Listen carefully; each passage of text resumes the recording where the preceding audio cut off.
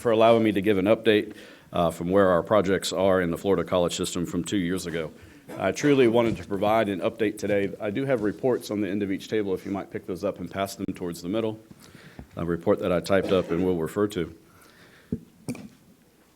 The state of Model UN and student legislatures is quite strong across the country, and very much so here in Florida.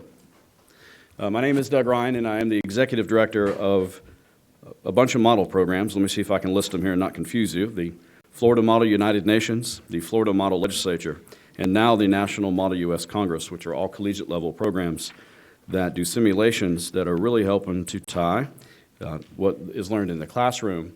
We're kind of the in-between. We send them out of our program ready to engage out in the community or inside the political systems. We send them off to be interns in Capitol buildings in Tallahassee and in Washington. We send them off to community organizations, and it really has become a key theme of our trainings that we do. I've been to 14 different colleges since July. I'm a little road weary at this point, but I enjoy the world out of it. I get to talk to students and tell them about the American College Promise, which at some colleges, 0 of them had heard about. I get to encourage them to participate in nonprofit boards and get involved in their communities. So it's been a 20-year journey of mine to help connect what's being taught in the classroom, what was taught to me in the classroom, and using these simulation programs in a fun environment that is also very conducive to learning. The Florida Model Legislature, and I'll kind of go in order of local, state, and national conferences here, if you will. The Florida Model Legislature adjourned its 7th session, Sinai Die, last Saturday night. I'm catching up on my sleep from that event. We had a record 121 student legislatures from 13 colleges and universities. 10 of those colleges were from the Florida college system. Our relocation to the new capital in Orlando, Florida has done quite well for us. The colleges were very happy with the location being more central, but more importantly, our program was held over a weekend, so a minimal amount of classes and engagement on campus was missed. Of those Florida college system schools, those 10 colleges, all 3 of our outstanding delegations were from the Florida college system, including our host college here, St. Petersburg College. Now let me stress, in all of our programs, there's no state or national champion. There's no Stanley Cup. The students don't go running out of the room carrying their trophies or anything. But what they do is they carry those plaques and certificates, which we have printed plenty of in the last 2 weeks, back to campus to share with administrators. Several of the deans here from St. Petersburg College came and told me how proud of their students they were. And of course, I said that we were as well. And we thank everyone for supporting their students in our programs. So with those colleges that are participating in the Florida Model Legislature, that represents a 40% increase in Florida college system schools from 2 years ago. And I think that's something to be celebrated. The 8th session of the Florida Model Legislature will be in Orlando, tentatively, October 21st and 22nd of 2016. The Florida Model United Nations just adjourned its 10th anniversary conference. For 10 years, we've been hosted at Santa Fe College, and we appreciate all their help. I thank the dean of our faculty contact there, Dr. Jennifer Forche. Thank you for your support of her and all of her students. Santa Fe has been a great host to us, and Dr. Sasser has been a great supporter. We had 254 delegates in attendance at that meeting, representing 131 nations across 5 committees of the United Nations. 5 of those colleges were from the Florida college system. We had 17 total colleges from 4 states participating at the conference. Now, 5 of your Florida college system schools doesn't seem like very many, but let me stress that Model UN has no central hub or no home. The students at that conference are going off to exotic places this semester. They'll go to the National Model UN in Washington, D.C. Dr. Murgo is not the only school going to the Czech Republic over Thanksgiving this year. Model UN has a lot of opportunities worldwide, and it has for 70-plus years that the UN was there and before with the League of Nations. In 2013, there were 9 active Model UNs in the Florida college system, and this year I'm reporting that there are now 12 active Model UNs, so quite an increase over the last 2 years. Our new program, which completed its first session last February, is the National Model U.S. Congress in Washington, D.C., something we're very proud of. Anytime you can get a first-year conference off the ground and you have a second-year conference, you're pretty proud of that, and I definitely am. We had 9 colleges in attendance, and 2 of those were from the Florida college system. The event went well. We had a Model U.S. Senate, actually, for the first year. And many of our attendees hailed from Florida and Tennessee. And Florida and Tennessee have 2 of the 7 active student legislatures across this nation. There are only 7 other states that we can identify that have student-led model legislatures. They're all slightly different, and our Florida model legislature is proud to be one of those 7. We will have a second session this year, as I mentioned, February 25th through 27th of 2016 in Washington, D.C. at the lovely Grand Hyatt Hotel above the Metro Center metro stop. We are working with members on Capitol Hill to possibly have sessions inside the committee rooms on Capitol Hill. We look forward to getting that confirmed. And I might stress to you that not only do we have very low registration fees at $135, that most of you, unlike myself and my friends from North Florida, have access to amazing airports with airfares as low as $161 round trip the last time I checked. JetBlue's amazing, if I can plug them a little bit. So we've had quite a bit of increase over the last 2 years, and we're constantly on the hunt for new colleges to offer these opportunities to their students across student activities and student leadership in the social sciences. There are very few activities for social science students, and we think these are prime across many of the national government courses and political science classes, and we've done quite well with those. And many of you in this room have supported these programs to extents that I'm very grateful, particularly St. Pete College, Tallahassee Community College, Santa Fe College, as I mentioned, Palm Beach. There's many, many colleges, and I'm very thankful. So 2 years ago, I sat on a panel here that was hosted by my friend Cassandra Butler, who's now at Pasco Hernando State College, and Dr. Earl Freitas and Dr. Richard Murgo. And we had a pretty good session. I thought it went excellent. And at the end of that session, my friend Dr. Dennis Gallen, who's now retired from Palm Beach, came down from the back row and said something very simple to us, that he wanted this at his college. And we said, sure, no problem. Every time I saw Dr. Gallen, and I am lucky to have a regular day job where I plan meetings quite a bit, so I do see the council of presidents often, he'd ask me how it's going. I said, well, we're doing well. So a couple days after Dr. Gallen got back to campus, a few of my colleagues at Palm Beach called me frantically and said, Dr. Gallen said we will do this. I said, great, let us help. Conference call was put together, and now I'd like to report a success story at my friends from Palm Beach State College. They not only have an active Model United Nations, which is a springtime program that's tied directly to a few academic international affairs classes, and that's great. They have a year-round model legislature program of their own on their campus where they train between 70 and 100 student leaders in the model legislature.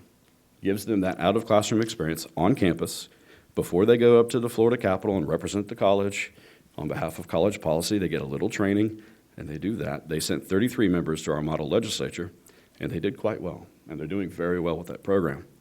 My point here is all it took was Dr. Gallen in that case, which is great that a college president can do that. But that's all it takes is one person to get involved, and it doesn't have to be a college president. Andrew right here, and I've known Andrew for several years through student government and things, you're basically the one who got the team to Orlando to the model legislature. It can start from the top or the bottom, in anywhere in the middle. I have plenty of contacts and people. This is not a business operation. We will come to your campus and help you in any way possible so we can increase these numbers again by 30% and 40% and get more programs involved in the Florida college system. And if I'm on time, I'm 1 minute long, oh boy.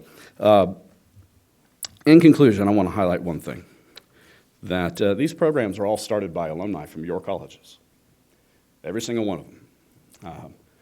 Quite a few from Dr. Murgo's classes, and quite a few of my friends, but people like Andrew, Jared Ferreira, who's a St. Pete student, Caitlin Works, who was a Hillsborough Community College student, Roderick Bennett, who was Eastern Florida State College student. That should be celebrated across all of our campuses, that the Florida college system is leading nationally on this engagement. We have a state legislature where there's only 7 more of across the country, and we are leading the way in Washington to create a national program to give this simulation-style learning to other colleges. I thank you for all your partnership and for being colleagues. I look forward to continue working with all 28 colleges, and hopefully we'll we'll see you sometime soon on campus or along at our conferences. I have a brochure downstairs on the conference table, and I have plenty of business cards that I'd be happy to share. Thank you for your time.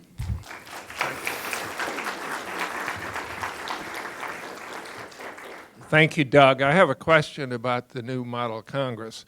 Is there a session where you teach gridlock? Well, we're not there to teach gridlock or just arguing with each other. We try to tell the students to look to the future of how people can work together.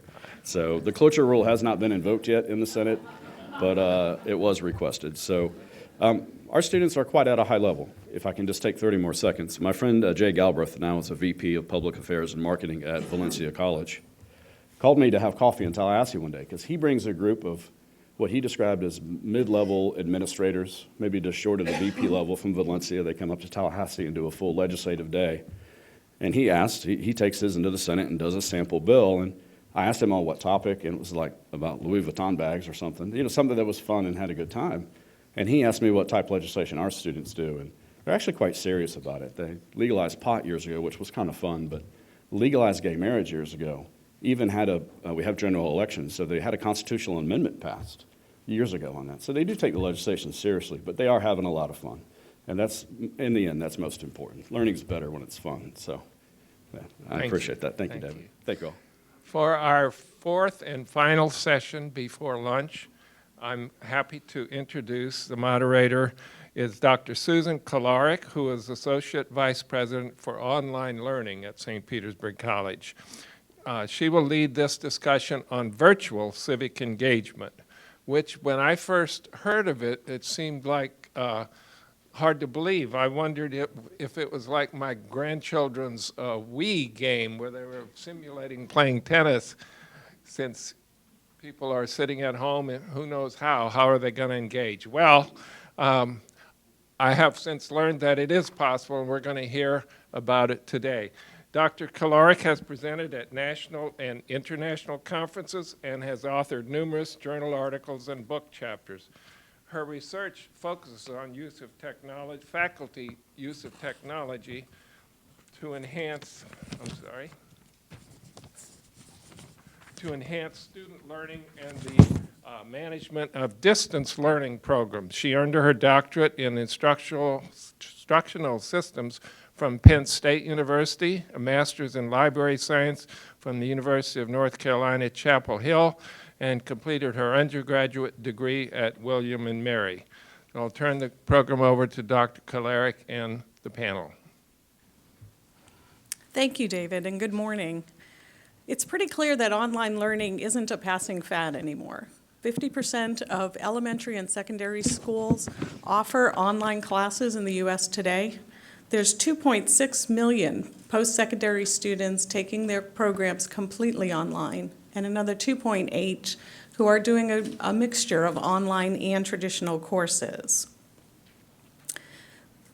Engagement for today's students takes many forms and happens with their thumbs on their phones as well as their hands in the community.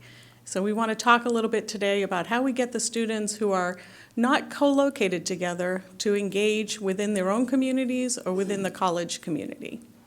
Our panel today is Dr. Emma Humphreys, Civic Engagement Coordinator for the Bob Graham Center for Public Service at the University of Florida, Dr. Judith Ann McLaughlin, Director of Center for Civic Engagement at the University of South Florida, St. Petersburg, and Dr. Douglas Dobson, Executive Director of the Lou Fry Institute of Politics and Government at the University of Central Florida.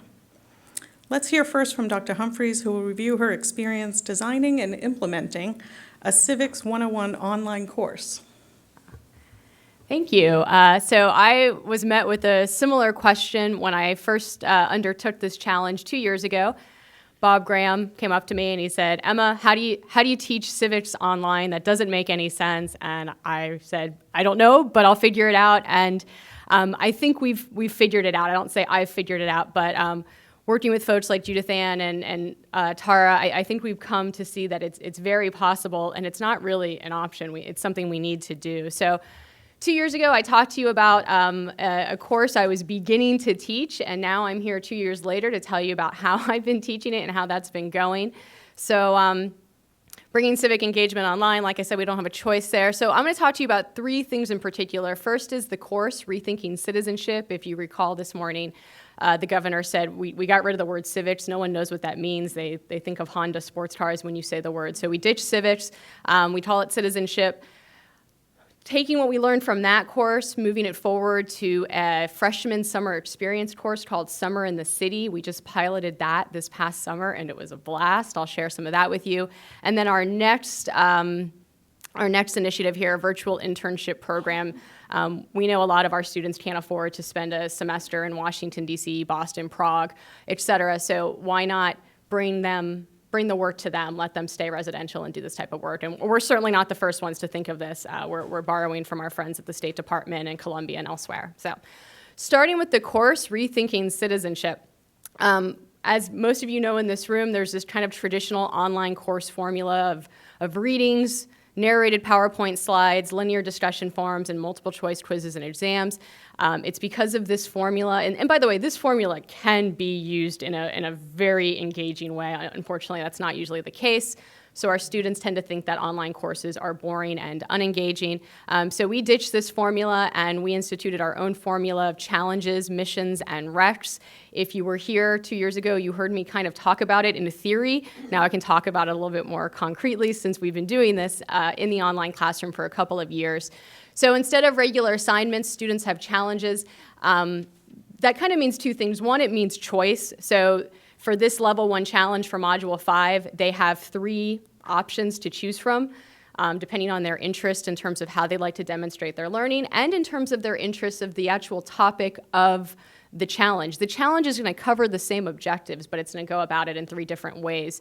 So that's the first point. The other point is that they're not just kind of writing something down, regurgitating something. They usually have to actually do something and build something, and so it's challenging in that way. And so if they're on the online platform, they're going to see this folio, they can click on each option and read more about them, but then ultimately pick the one they want, and then once they do choose the one, so this is one of my favorites, a tweet like Cory, referring to Cory Booker, mayor at the time, now senator. So each challenge is built the same way, and I know you can't read this, so I'm going to show you in a different format in a second. This is just what it looks like on the course, but so you can actually read what this is. Each challenge has 3 components: preparation, action, reflection. Think about what you're going to do and plan for it, actually do it, and then think about what you just did and report on it. So this one is really fun, and I love that we were just talking in the previous panel about using social media. You can absolutely use social media in really formal ways. I'm also all about the informal ways, and I'll talk about that in a second, but you can have students study it. They're on it anyways, and this is certainly appealing to me to do this type of assignment versus a more traditional one. So we have a lot of fun with our challenges, and by the way, I am happy to share any and all of these. I have these on PDF files and Word documents, so if you actually want to manipulate them for your own courses and your own objectives, you can do so. Send me an email. That'll be up here at the end. I love to share. The other component is the missions. I perked up yesterday when Lynn Tipton from the League of Cities said, make them go, send them out there. That is exactly what we do. And I'm the first to admit that these are kind of one-shot experiences. They're not intensive, they're not ongoing. Write a letter, go to a meeting, just show up. 90% of life is showing up, just show up. We make them do that. It kind of comes from the same philosophy, I think, as mandatory community service, which is the biggest oxymoron of all time. But we know that if we get them out there, we remove that barrier, that unknown. I've never done this before. I'm nervous. I don't know how to volunteer. I've never been to a city council meeting. You send them out there. You make them do it one time. They're likely to do it again. And of course, the reflection component is a critical piece. So this is probably a good slide to make my point about where the learning can take place. The course is online, but most of the learning in my course does not take place online. It takes place out in there on campus, out in the community. The online space is purely for reporting the learning and engaging with their fellow students in a formal way in discussion forums, and we can talk about that. But really, they're coming back. They go online to see what they're expected to do, and then they go out and do it, and then they come back and they report on it. So get away from the screen. That's why you can teach civics online, because you're not actually teaching it online. You're just giving them credit for it online, and that's an important distinction. We're in the middle of doing the formal mixed methods study of this course to see what kind of impact we're having. I'm really happy to report that the course was adopted by a colleague in Indiana at IUPUI. They're a great partner. They have Democracy Plaza. They have free speech spaces. They're fantastic. They're a dynamite campus, and they've taught our course. And so together we are studying the impact. So this is just some feedback we get from students to show that, to show that we are influencing them in some way. I mean, it's anecdotal, right? You know, as a teacher, a lot of us in this room are teachers, you know that feeling, you know when something's working, the hair sticks up on your arm, and you say, they're getting it, this is working the way I envisioned it would work. And I feel that way every day when my students submit work or contact me, and that's a really great feeling. Moving on, so we had so much fun with this online course, with Rethinking. We're continuing to have fun with it. But I thought, it would be neat to try it in a more hybrid approach. So now we have a hybrid summer offering called Summer in the City. We have a problem at UF, and this relates back to the Rethinking Citizenship course, and that a number of our students come in, they've received their AAs from the state colleges, or they took so many gosh darn AP and IB courses that they come in and they're already upperclassmen and they don't need 2,000 level courses like this one. So we've had enrollment issues. We've had a really hard time getting the warm bodies just because it's not required. They already have their gen ed and it's not part of any degree program. So that's another challenge I can talk about. But what we've noticed is that when our honor students come in for summer term, they have no idea what to take because they already have their gen ed and the major courses aren't being offered over the summer. So they're sitting there and at preview, our orientation, they don't know what to take. So an honors advisor approached me and said, can we create a summer experience course for honors students? It doesn't need to be for honors students, it can be for all students. We named it Summer in the City. What a wild ride. It's online in that we have a discussion platform on Canvas. We have a course shell on Canvas. They have weekly discussions. They submit their work online.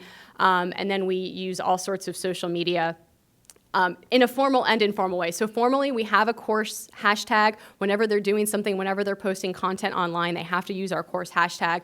We have a Google map. I'll show you that in a second. When they go to places out in the community, they have to check in.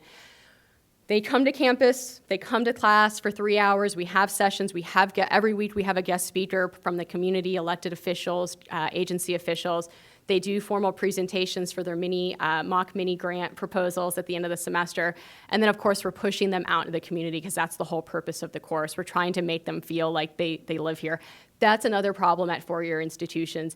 They're just temporary residents of the campus, not even of the community.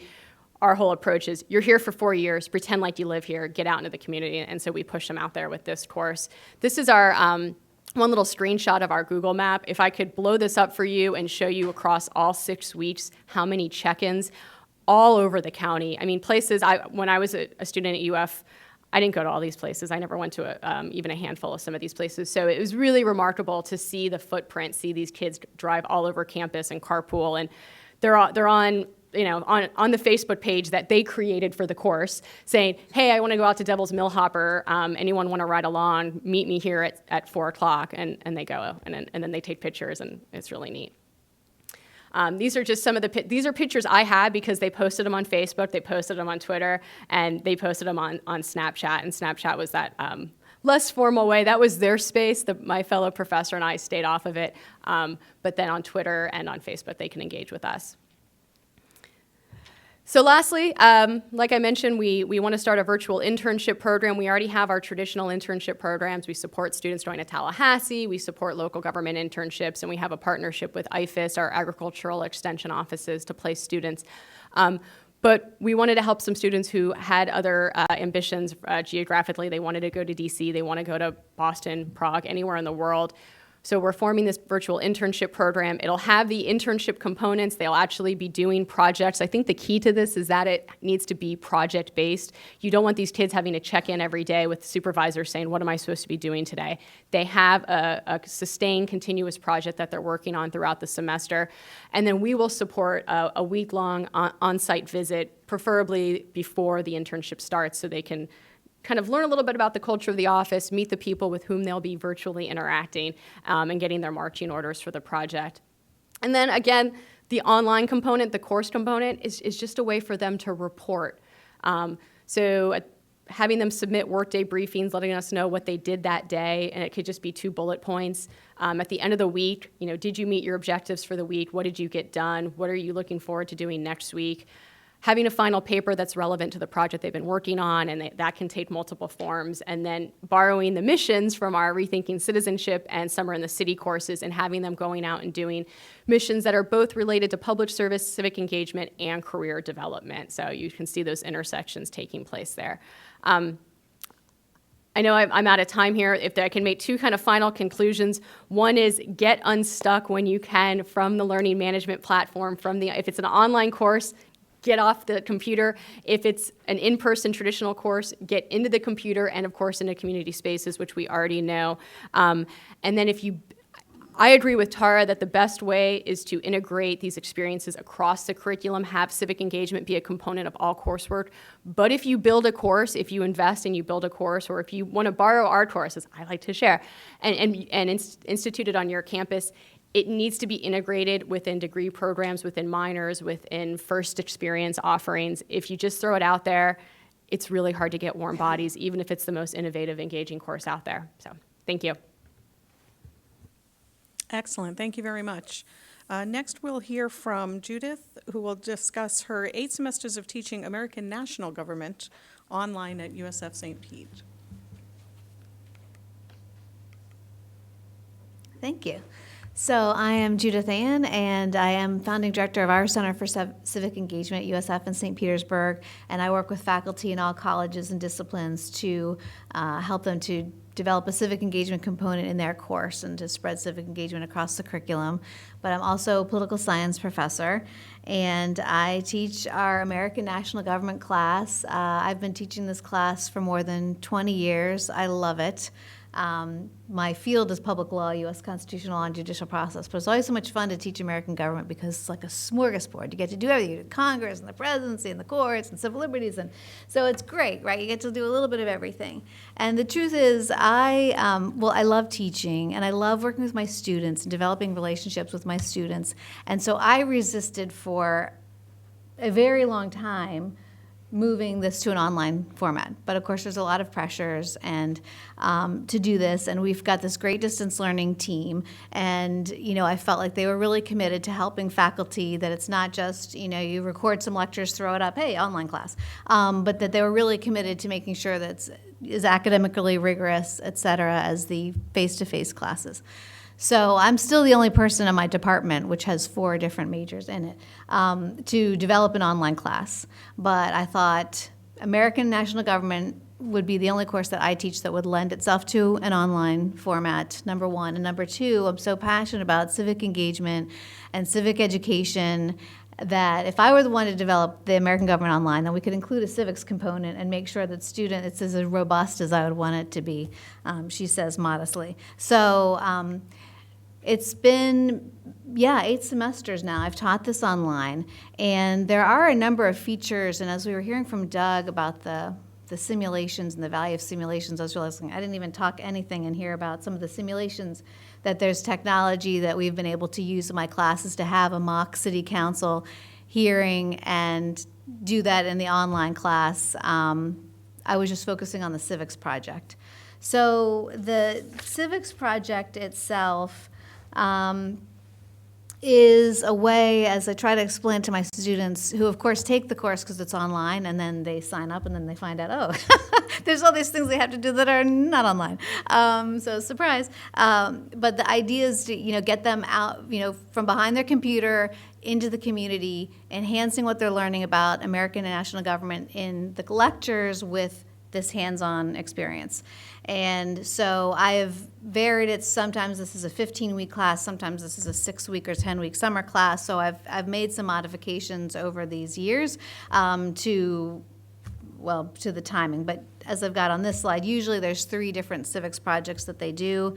And I do let at least one of them be an online, because I know there's probably a reason why they're taking it online and not face-to-face, and they've got jobs and they've got families, and they can't, a lot of the civics projects are during work days. So I've said at least one of them can be online, and by that I mean they could watch a Florida Supreme Court hearing online, or they could watch a Sunday morning talk show, things like that, so that there could be an online. But I want them to get out into the community. And so I give them a menu of ideas, the things you would expect: going to city council meeting, meeting with a state legislator, going to the SOE's office, et cetera.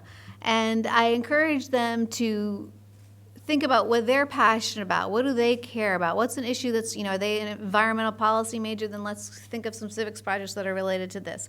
Or, are there issues that's of concern to you? So, one of the students one semester was a father, and he had young kids, and he was worried about how fast the cars are driving on his street. Great, that's a great civics project. So what are you going to do? Who are you going to talk to? What do you need to know? And he was shocked, that he called City Hall and someone responded and someone came out and did a study, and now there's a speed bump. I mean, he was like, he had no idea this could happen from his American government class. So, this has been a project I've wanted to work on, so every semester I've been collecting data. So there's pre-test and post-test surveys. There's the reflection papers and the discussion board post, and then there's their end of course evaluations. And so I have been meaning to compile this data and produce a report, which this was kind of a jump start to getting all that data collected. So I do have some to share with you, but I'll just let you know this is a preliminary thing. So some of the things that I didn't necessarily anticipate as an instructor that were pleasant surprises are on this slide. First of all, the civics project gave me a lot of opportunities to meet students in person. In fact, one event was right here. I was on a panel here about the constitutional amendments a couple of years ago, and I invited my students to come, so I got to meet my students here at SPC. And we organized events on debate watch parties, all these kinds of things. And so they can be part of their civics menu, and so I can get to meet them in person. So I love that. Without the civics project, I would never see them ever, but the civics project gives us a chance to meet in person. Two is the ripple effect. Another thing I did, I was worried about my students in my classes and what are they learning and how is the civics project affecting them.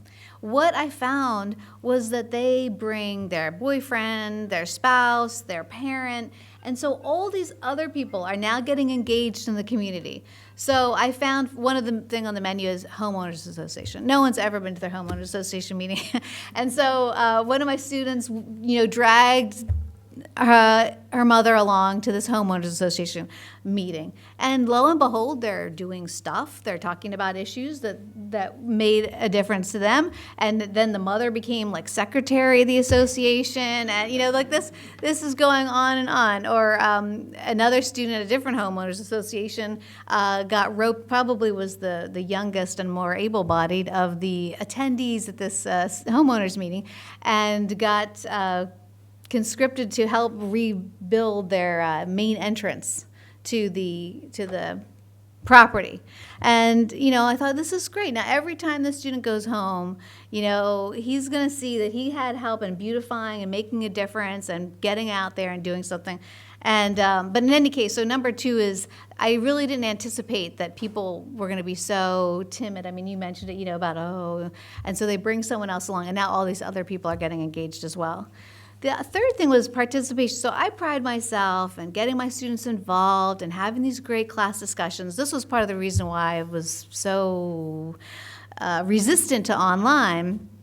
But in fact, I found with these civics projects, it's actually the opposite, which is because of these discussion board posts that we have, 100% of the students participate, and 100%, it's actually more than 100%, because they read everyone else's projects, and then they write about their own project, they respond to the other projects. And so in class, maybe a couple of students would talk about a couple of projects, and I'd think this was great. But now every student is about every project, and it's terrific. And they're really writing thoughtful comments that they really have read what the other students have done, and that's been great.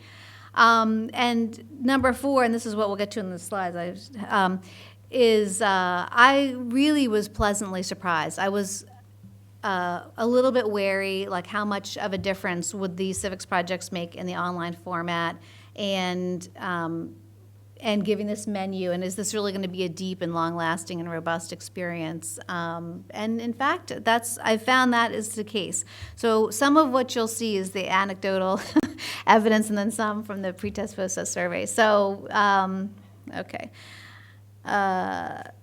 So I found, I'm very happy to say, the students feel like they know more about American government, and also that they're making more of an effort to learn more about what's happening in their town. So 58% of the students said that they are now paying more attention to what happens in local government.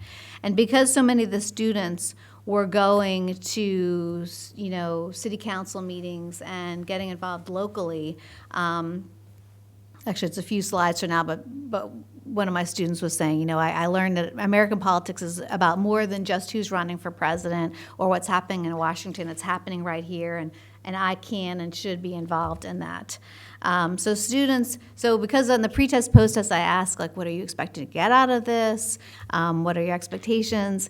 And I found that initially students really aren't that excited about it. They're not looking forward to it. It's a chore. They don't even know how to do it, and they don't want to do it. They're like, what are you doing, lady? I just want to take the quizzes and, get this class.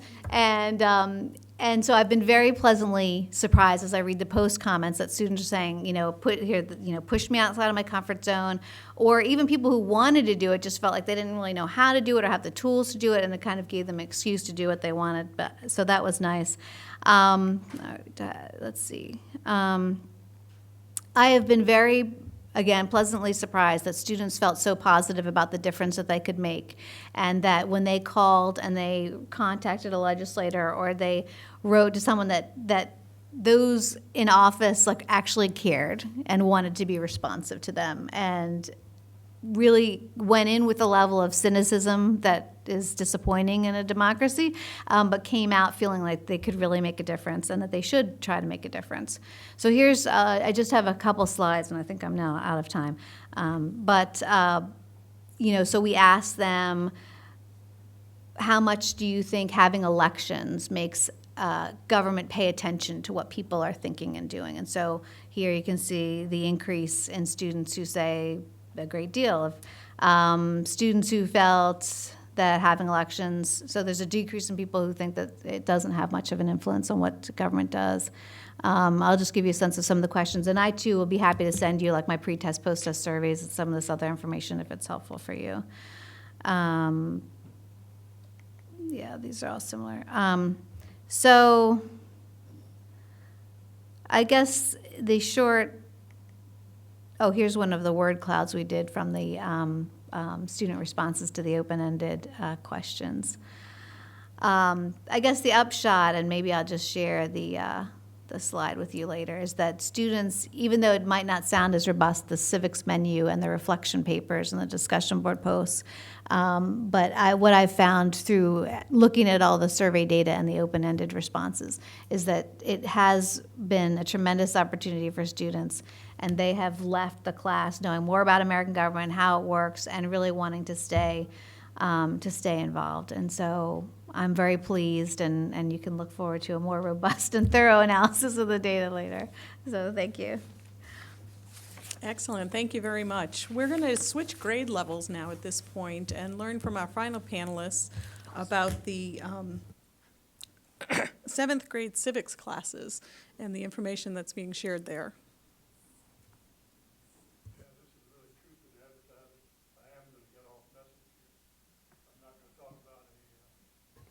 Civics education course, but rather an effort by a higher education institution or a set of higher education institutions to support a large-scale system of civic education in K-12.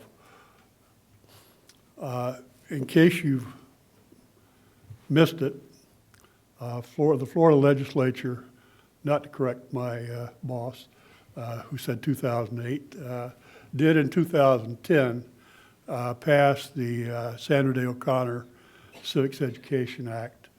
And Senator Graham and Congressman Fry provided the leadership for that 4-year effort to get that legislation enacted.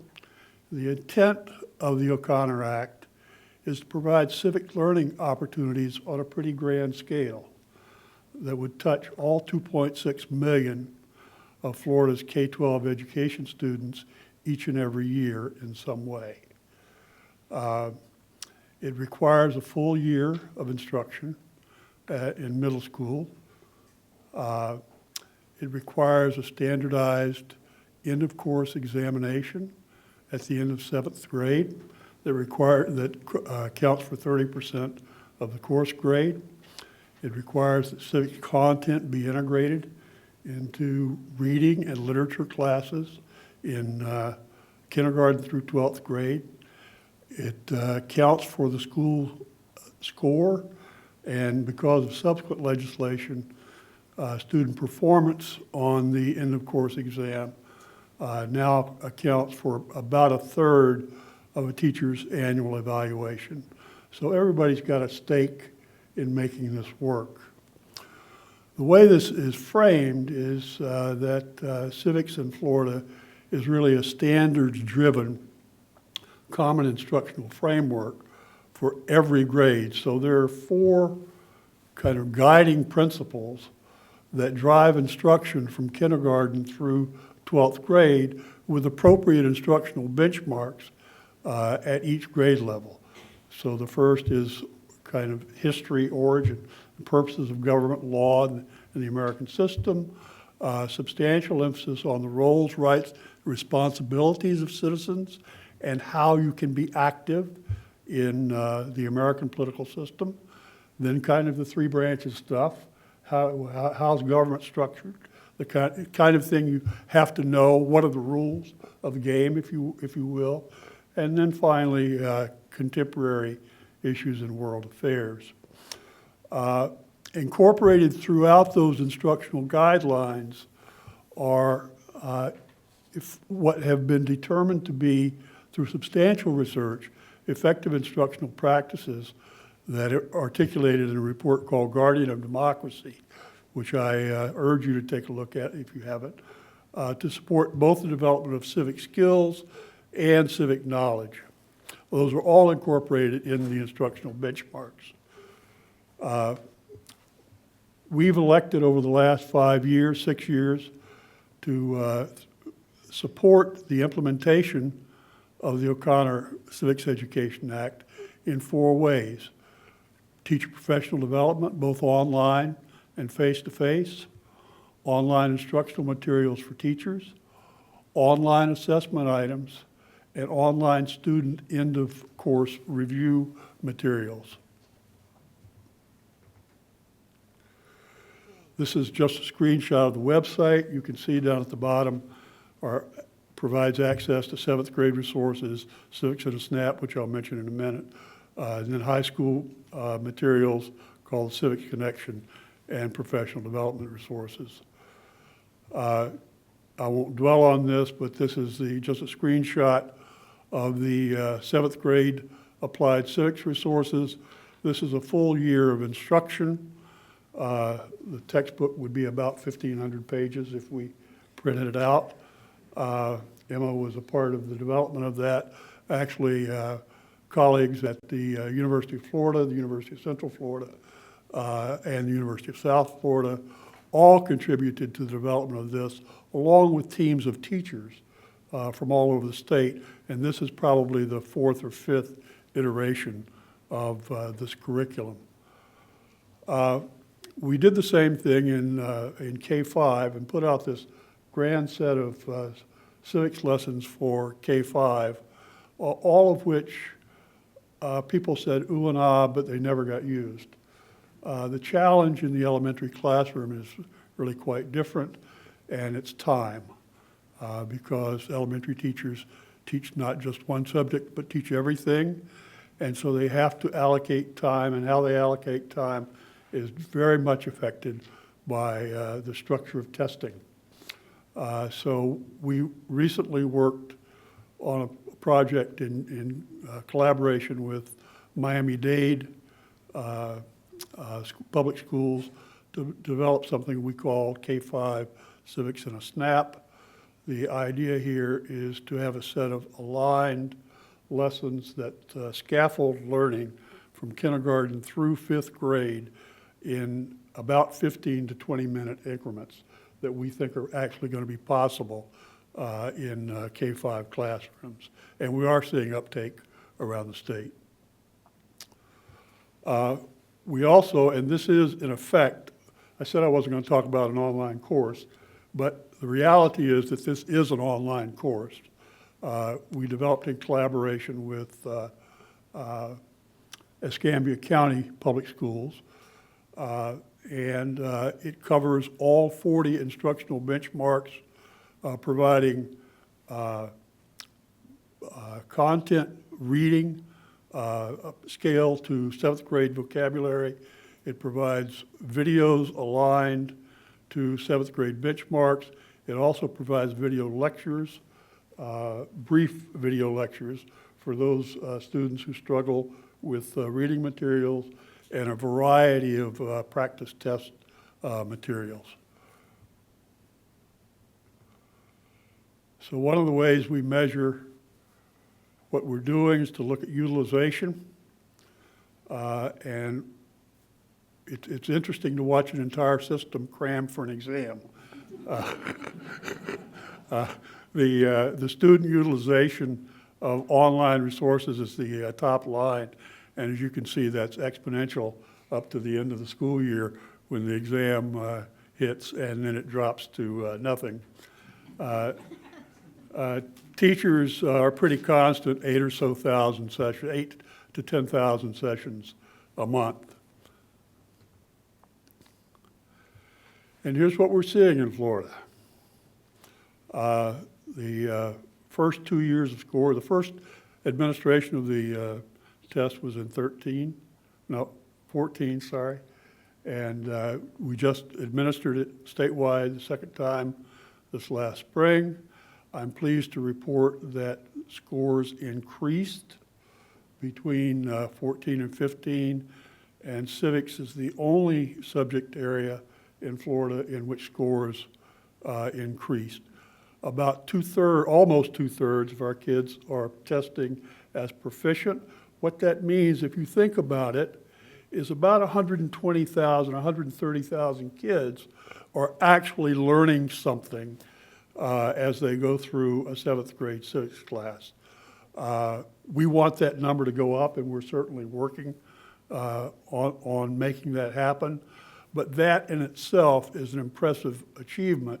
If you compare these results, for example, to NAEP, the National Assessment of Educational Progress in civics, about 25%, 24% of students test as proficient on a national basis. So this looks to us, and it's not the same exam, I grant you that, but they're pretty comparable. I've looked at both of them in great detail, and I'm pretty pleased with the direction we're headed in Florida. So the question for us, in terms of trying to make this happen across the state, and it's a question the legislature asks us because they provide support, is this working? Is this making any contribution? So actually just in the last 2 months, the Florida Department of Education made available all of the teacher level data for the entire state. So we have data for every teacher in the state, and we're able to compare those people who are using these resources that I just described to teachers who are not. You see the results here. Non-users were about 58%. Our users were right at 66%. And we had a supplemental sample of teachers. We asked about the extent to which they actually implemented, that is, used these materials for at least 2/3 of the benchmarks that they have to teach. And for those teachers, the pass rate was just over 70%. We were extremely pleased about that. We also maintain a small technical assistance program in the rural areas of the Panhandle, and we work with challenged schools and teachers. And we were really happy to find that our pass rate there was over 68%.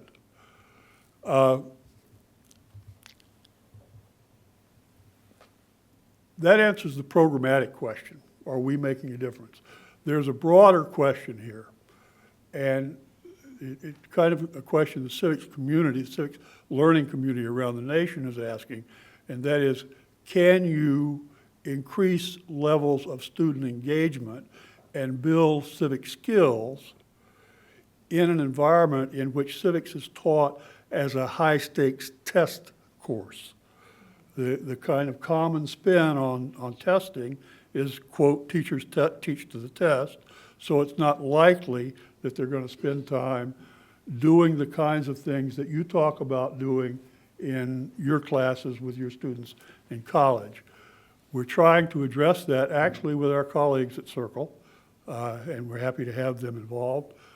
We were fortunate enough to be able to work in Miami-Dade and in Clay County and collect data on about 7,000 students this past spring.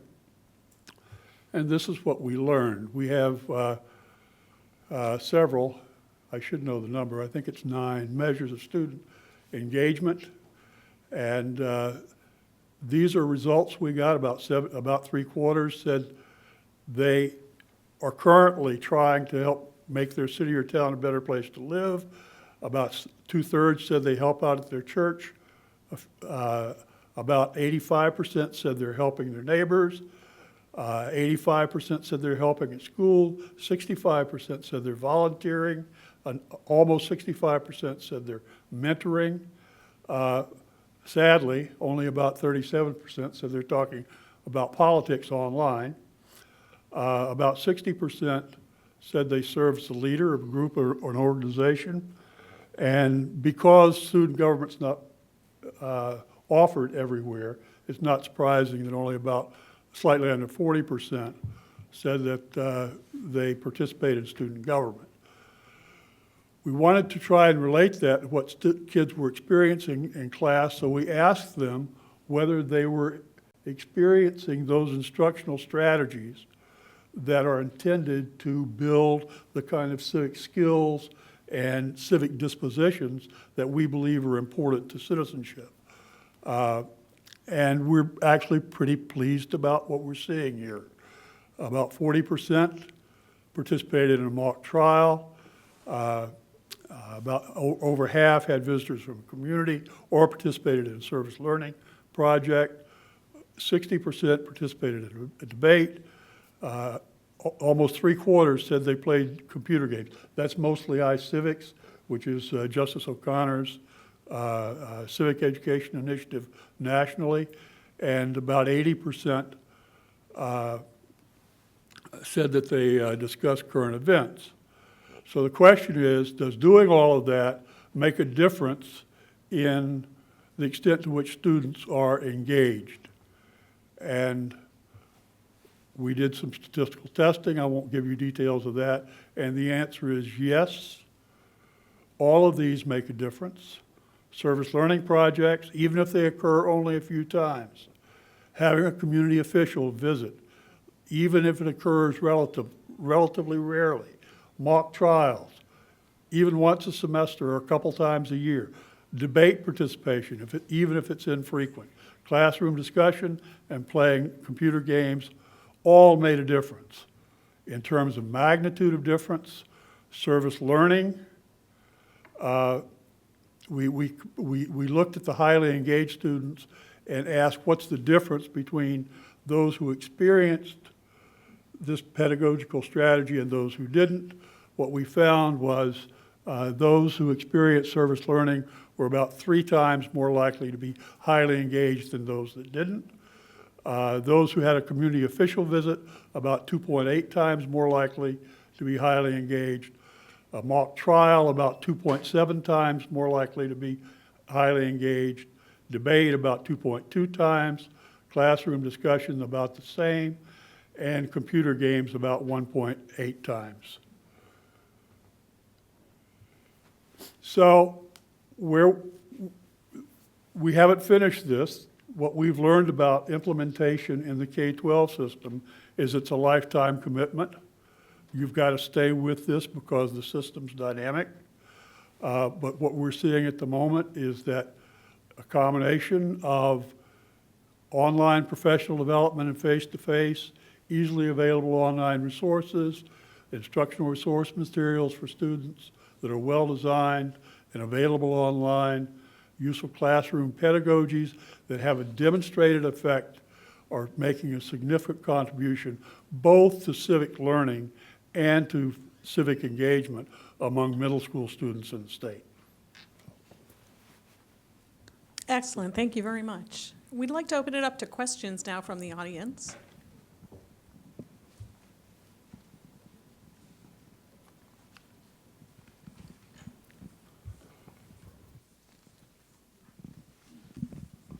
Thank you. My question is actually for Dr. Dobson. I have a stepson who is in 7th grade in Pinellas County. And what I'm seeing is we keep talking the past couple days, I'm a student at SPC, sorry I didn't mention that, about community outreach and really advocating and pushing that. The thing I'm seeing is in 7th grade, he is so concerned about this test, this high stakes test, and I haven't really seen the teacher push this whole community outreach and really getting the students out there, whether it be field trips to different things, encouraging parents to take them to, I make my kids sit through HOA meetings, but which he doesn't love me for. Yeah. So you said that you're working on that. Is that kind of the way it's yeah, I'm not going? surprised. There's enormous variability. There are over 2,000 people, teachers teaching 7th grade civics across the state, and there is enormous variability among those teachers. If he had a different teacher, he would be learning the same content but having entirely different set of experiences with regard to being outside the classroom. We and a bunch of other people are trying to get all of the teachers to the same place, but that's an enormous task. Remember too that there's a turnover in 7th grade that runs 10 to 15% a year. So it's a challenge, there's no question. If I could respond as well, I mean, I think the thing, for me, I'm such a passionate believer in experiential learning, and that getting out there and seeing these things and having these interactions will make the material come to life for students, that it's not just about figuring out what they're checking off on a box on a standardized test, but it will provide deeper learning of that content. So I think that's the thing that we work to communicate with the teachers, is making it interesting and fun and engaging will help them learn the material. Just to follow up one more point, last year, one of the civics classes in Pinellas, I'm sorry I can't remember the school, actually developed a resolution and got their local senator to introduce it in the Florida Senate, and I happened to be in Tallahassee the day that the Senate adopted that resolution. So again, it's going to vary from teacher to teacher. Sorry about that. Dr. Dobson, my question is similar. I had a question yesterday afternoon regarding middle school civics, because that's my capstone project. I'm also an SPC student. But some of the research that I have done just here in Pinellas County, I see a lot of correlation between the lower performing schools that get the lowest scores on the end of course assessments and the demographics. Yep. And I'm wondering, has the Lou Fry Institute looked at any ways that the community itself can engage these schools or challenge these schools or create some sort of involvement? A lot of the national data just always says it comes back to the community getting involved and working sort of in a roundabout way to engage the schools as well for improvement in learning. I think an honest answer to that is we're not there yet.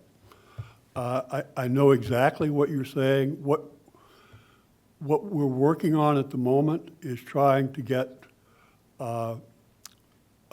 enough staffing to be able to get experienced teachers in the classroom doing mentoring with teachers in areas that are low performing, that are challenged by poverty.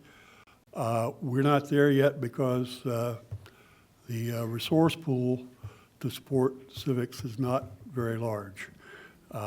We compete with reading and with STEM, and so the funding pool to actually make this happen is really pretty small. But you're absolutely right. It's a community issue. It's a parental issue, and we need strategies to involve parents and students in their learning success. There's no question. It's easy to say, it's hard to get there.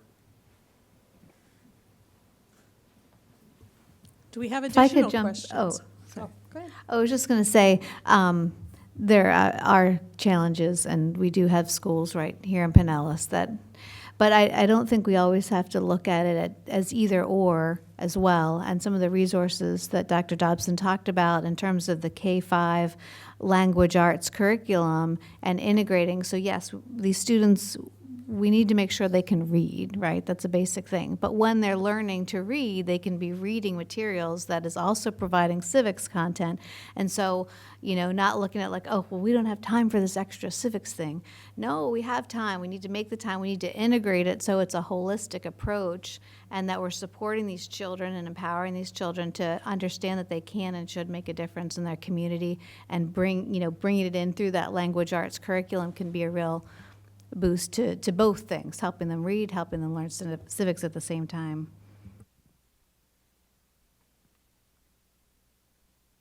I have a question. I don't see any hands raised. Maybe this is me being naive. Do you get any pushback from your online students who say, what do you mean I have to go to a city council meeting? I signed up for this course. I have an elderly parent with dementia. I have to stay in this house all day.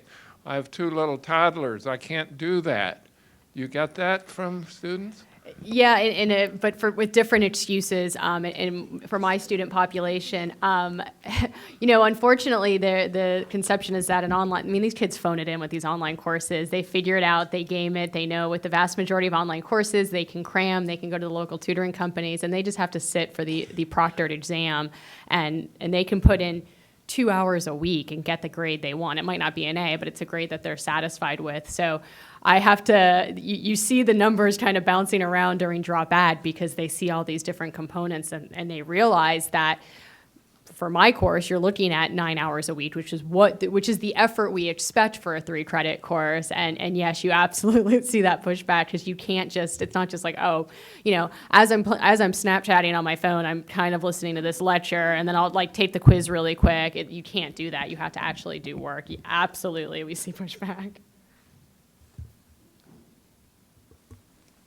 I think one of the keys that we've seen here is that online doesn't mean only online. And it is reaching out and getting students out into the world and applying what they're learning in the classroom. And I think that's been a common theme here today. I was going to say, I don't see any additional questions, so we won't hold you up for lunch. Thank you very much to our panelists.